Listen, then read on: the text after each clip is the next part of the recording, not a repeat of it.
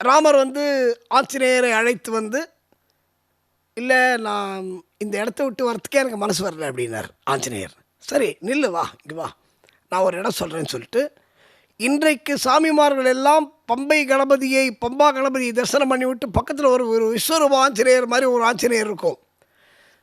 நீங்கள் சபரிமலையில் பம்பையில் பார்த்தீங்கன்னா எல்லா சாமியும் இப்படி ஃபேஸ் பண்ணியிருக்கோம். இந்த பக்கம் ராமர், பார்வதி, விநாயகர் எல்லாம் இப்படி இருக்கும். ஆஞ்சநேயர் மட்டும் சபரிமலையை பார்த்துட்டு இப்படி நிற்பார், இந்த பக்கம் இப்படி ஃபேஸ் பண்ணி. அது ஏன் தெரியுமா? ஆஞ்சநேயர் வந்து அங்கே நின்னார். நின்ன உடனே ராமர் என்ன சொன்னார்? "நீ இங்கே இரு." என்னுடைய அம்சம் சபரிக்கிட்ட என்ன சொன்னாரோ அதே ஆஞ்சநேயர் சொன்னார் அவர், ராமர்.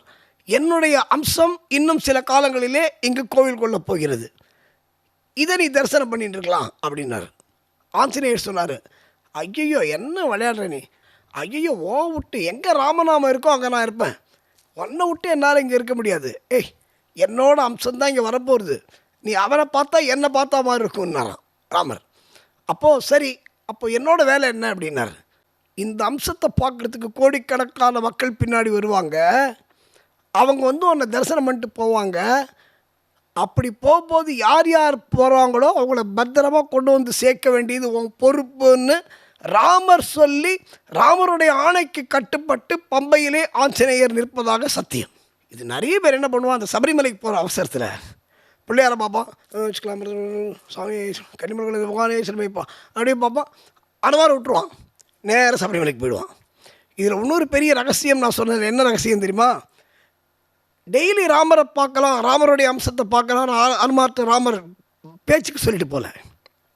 இன்றைக்கும் நீங்கள் எந்த சயின்டிஸ்ட்டை கேட்டாலும் சரி, இந்த ஜாகிரபிக்கல் இன்ஜினியர்ஸ்லாம் இருக்காங்களா அவங்கள்ட்ட கேட்டாலும் சரி, இந்த ஆஞ்சநேயர் பம்பையில் இருக்கிற ஆஞ்சநேயரோட பார்வையும் சபரிமலையில் இருக்கிற ஐயப்பனுடைய பார்வையும் நேராக சந்திக்கிற ஒரே நேர்கோட்டில் இருக்கிறது என்பது தான் ஜாகிரபிக்கல் உண்மை.